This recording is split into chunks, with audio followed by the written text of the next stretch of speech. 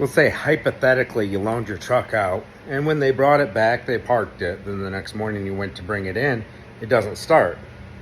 And then let's say hypothetically, it just magically got two different issues that became a crank no start.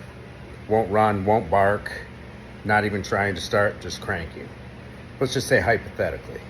So we're gonna go through this video as is, no editing stuff out, just dead parts, and showing you my thought process. Basically how I film everything, you know, showing all my mistakes and saying stuff wrong sometimes, but enjoy. The ultimate work truck, 4.3 liter Chevy Silverado. Two-wheel drive, single cab, long bed, has only broke down on me twice, right?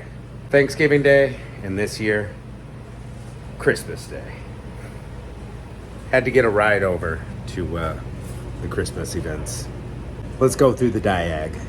Crank no start. So what are we missing? We're missing fuel, we're missing spark. What are we missing here? Way back there underneath that wiring in plastic is a fuel pressure tester port.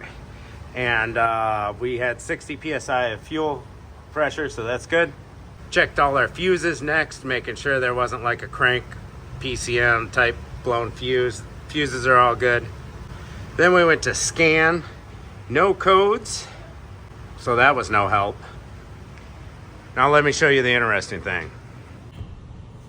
Now check this out. As I crank it, watch your RPMs. See how the RPMs don't move at all while cranking?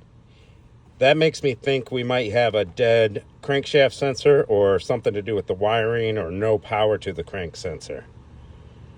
The crank, I believe, should have like a power, a ground, and a signal. On second thought, I think these GMs don't show anything until it starts up, but I should be able to see it on my scanner. Don't take my word for this, so I'm just off the top of my head, improvised. We got the crank sensor in. I just got the parts in just because that's what I'm suspicious of before the parts store closed. Then we got the ICM, which I believe one of the wires comes off of this to the crank.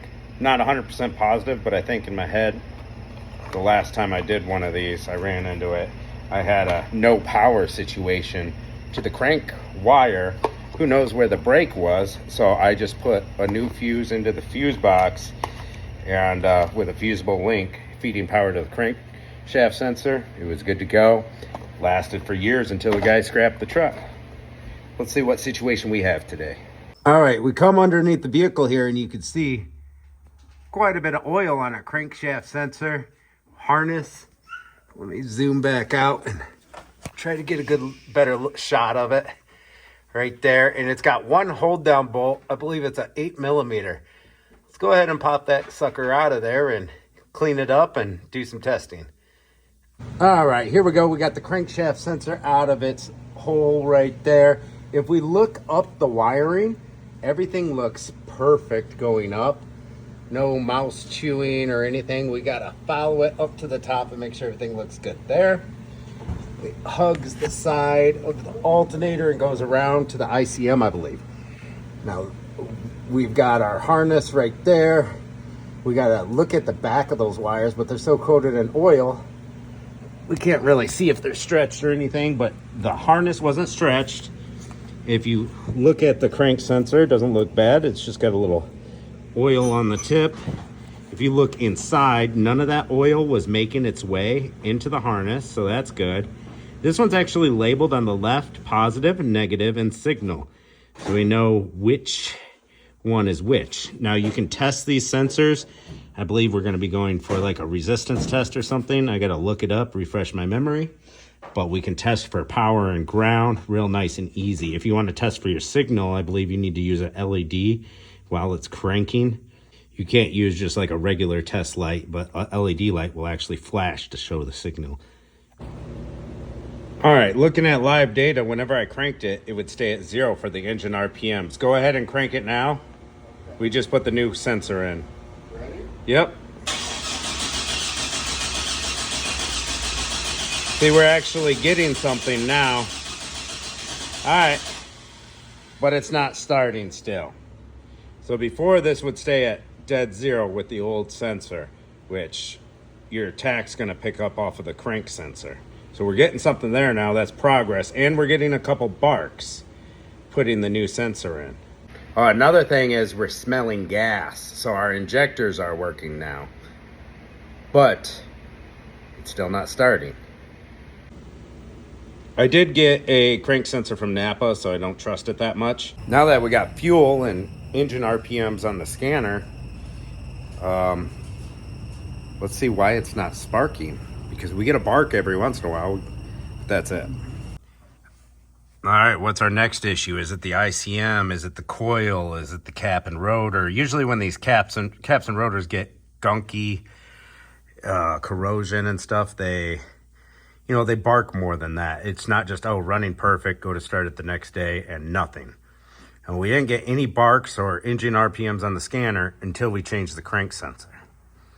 Maybe there's a subtle break or something inside the wires. The wires seem fine.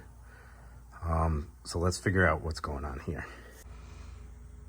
Oh, did I mention that I tested power and ground and we're good on the crank sensor? And watch this spark tester right here. It looks super weak. Go ahead and crank it.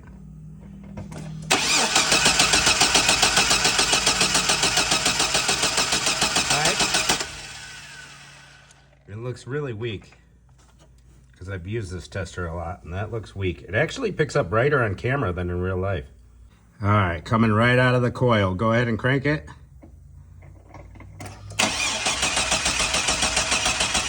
All right. Looks a lot brighter coming right out of the coil. Let's check out what our cap and rotor looks like. Let's get this box out. We popped the distributor cap off and you can see there's quite a bit of corrosion on there. Let's do a little experiment. Clean it off with our Dremel tool with the wire wheel and see if we get more barks out of her. And also these caps can go bad in here. But we are getting spark, just a weaker spark to the plugs. Getting some barks here and there. These caps love to go bad in this passageway, and you can confirm that it's still good with low to no resistance with a multimeter. Let's clean her up a little. All right, we got that cleaned off. The rotor looked good. Just gave it a quick test with the multimeter to make sure from that point to that point was good, and we are. Cap going back on. All right, everything's buttoned back up, and it is time for the moment of truth. Let's see if we fixed her.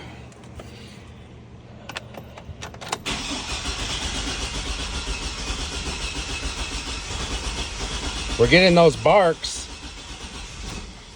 Ooh. Kind of acted like it wanted to start there at the end.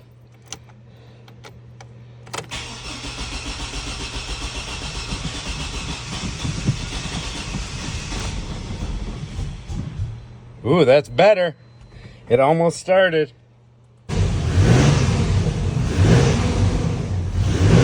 We're alive! Needed a few more cranks. It might have been flooded out a little. There we go. She's running. She's running. Now we can do that crankshaft position relearn. Now she's running a lot better that we cleared all that fuel out or whatever. See, I can rev her up and she catches just like she should, like she's running great. So internally that cap was fine. I took the multimeter to each point and it was good.